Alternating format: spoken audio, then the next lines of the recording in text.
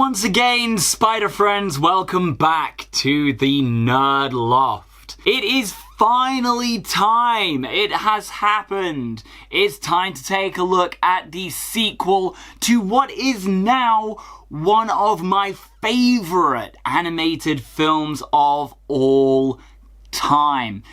But has it been worth the wait, and has it been worth a sequel? Let's get into it. So Spider-Man Across the Spider-Verse is the sequel to the film Spider-Man Into the Spider-Verse, the first Sony Animated Pictures Spider-Man movie that introduced Miles Morales as the main character. Now, Miles Morales was first introduced in the Ultimate Comics after taking over from Peter Parker in the Ultimate Universe, having also been bitten by a radioactive spider that was being experimented on at Oscorp, I believe it was, in the Ultimate Universe. But since then, Miles Morales has become a main staple character in comics canon and is now Spider-Man alongside Peter Parker in comics canon. To me, Miles Morales, despite maybe not being the original Spider-Man, and okay, yeah, original Spider-Man, what got me into comics. But to me, Miles Morales now has grown as a character into being equally as much of a representation of what Spider-Man stands for and is as a character as Peter Parker is. Miles Morales is the voice of Spider-Man for a generation that needed it, where Peter Parker was that voice for the generation before. Into the Spider-Verse introduced Miles Morales into a wider universe of spider superheroes, and Across the Spider-Verse carries on that story. And in Across the Spider-Verse, you kind of have a little bit of a split between the storyline of Miles Morales and Gwen Stacy, aka Spider-Woman, aka Ghost Spider, as she is sometimes referred to, at least in comics canon. And there is now this wider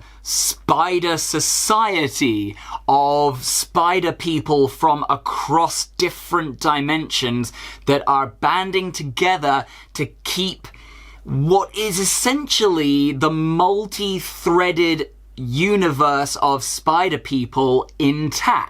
Now, the reason that this happened is kind of down to a couple of reasons. Firstly, the main villain of the piece, which is the Spot, who is tied to the origins of Miles Morales. And I felt like a little bit that this was wedged in his origin story into the first film, but actually, thinking about it, the fact that they have managed to tie the Spot directly to Miles Morales' origins is actually kind of clever, because the Spot is kind of obsessed with being this, like, arch nemesis character, when really he, in comics, is a little bit of just freak of the week, and is like, okay, you got some weird multi-dimensional powers, but ultimately, you know, it's hard to take him seriously. But obviously, as the story progresses, you realize that maybe there's a little bit more threat there than first appears. And obviously, that is why the Spider Society exists. And this is formed by Miguel O'Hara, aka Spider-Man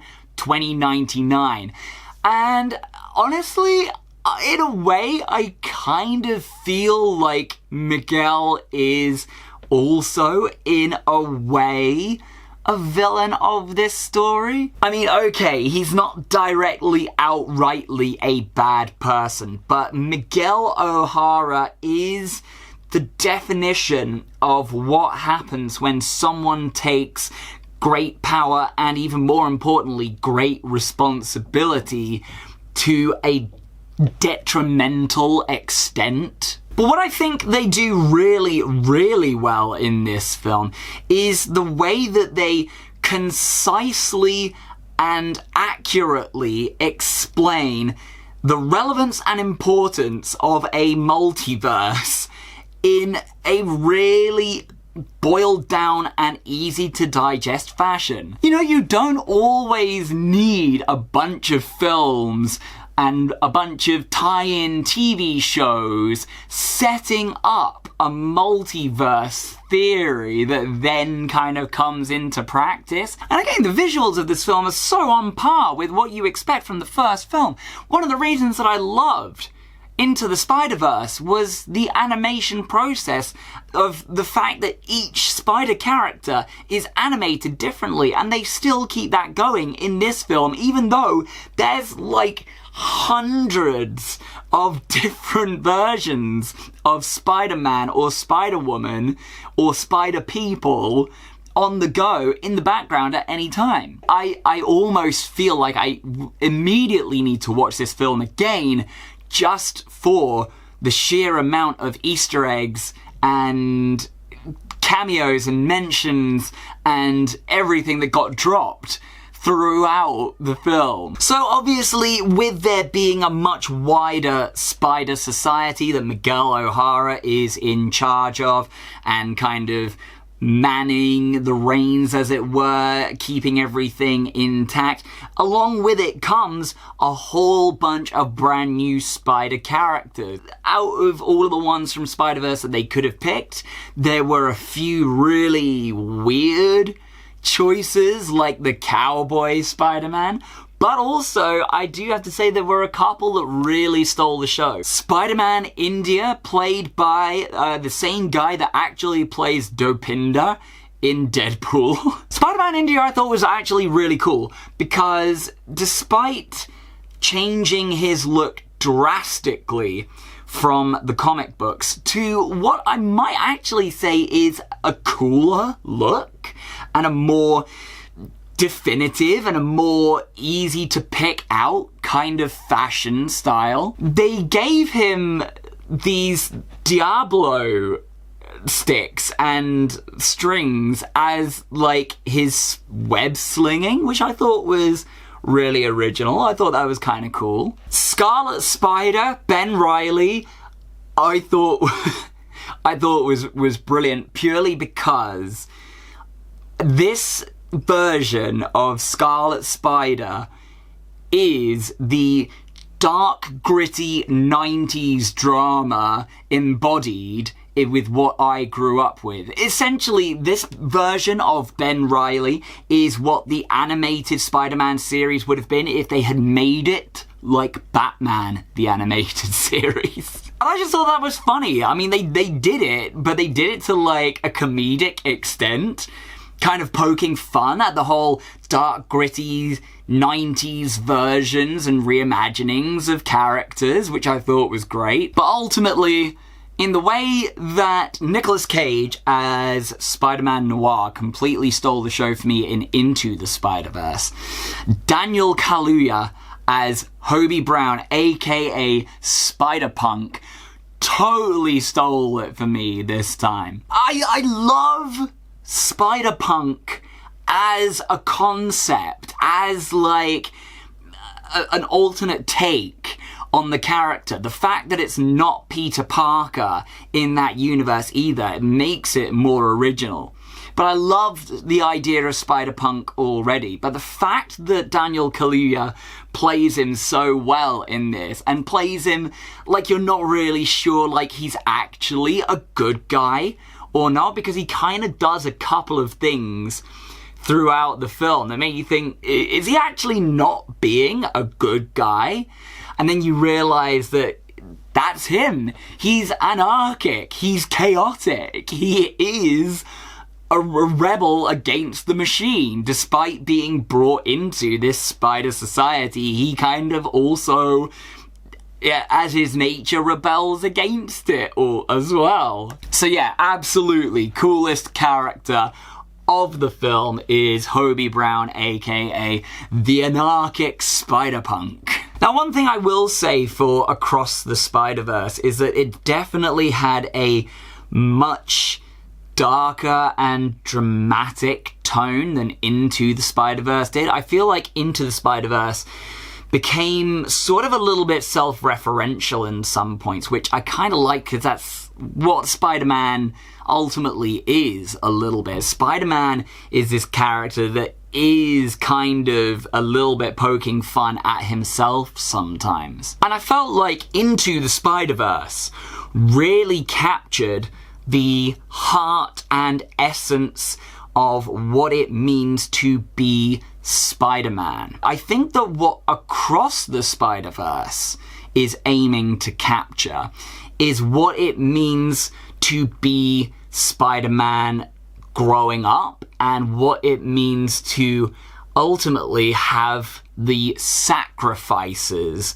that make you Spider-Man. So even though there weren't as many like heroic or uplifting moments as Into the Spider-Verse had, I feel like as a follow-on, this is definitely working for its relevance to the character from a purely plot-driven perspective. And actually it does make you realize that we are still seeing Miles Morales' character arc unfold.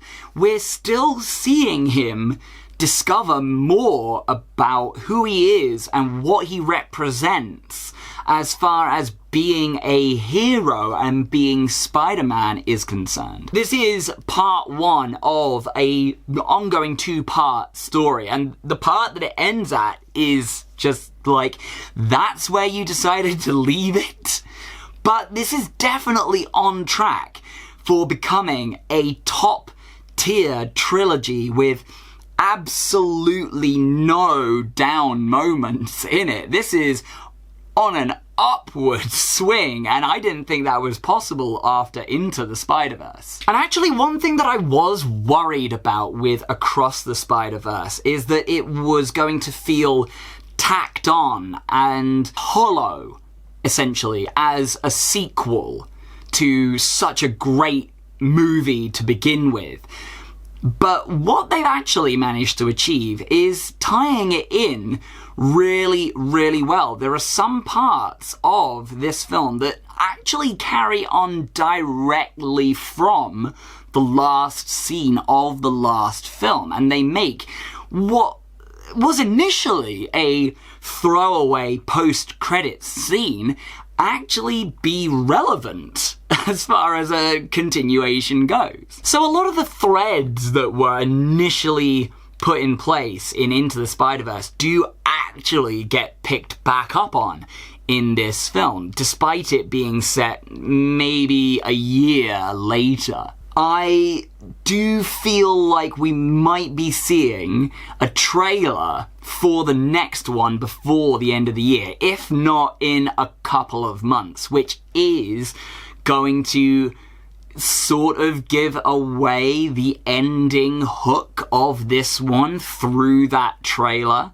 So do be on the lookout for that, and do run, not walk, to see this film. So with that in mind, Spider-Man Across the Spider-Verse does get 4.5 stars from me. This is actually like a near perfect film, but I don't know that I can give it that extra half star because ultimately the plot and the story of this film is not yet completed. Once I've watched the third film and I go back and see this alongside right before the third film, so I have that continuation and resolution of story, that might actually bump this up to a solid perfect 5.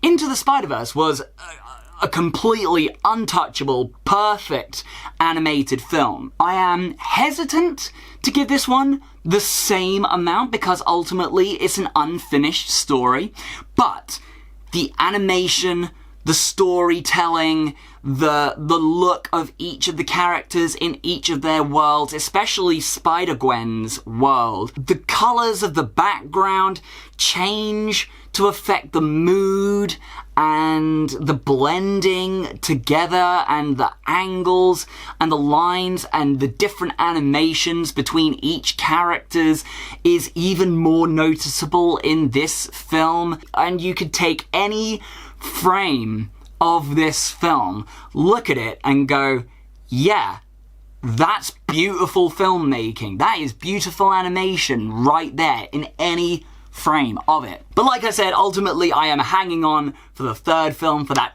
precious resolution. Despite this film being 2 hours and 20 minutes, I would have literally taken a 10-minute break and watched the next one of this immediately. You could have just handed it to me and I would have gone, thank you very much, please may I have another. So, Spider-Man Across the Spider-Verse. Have you seen it? What did you think about it? What was your favorite Spider cameo?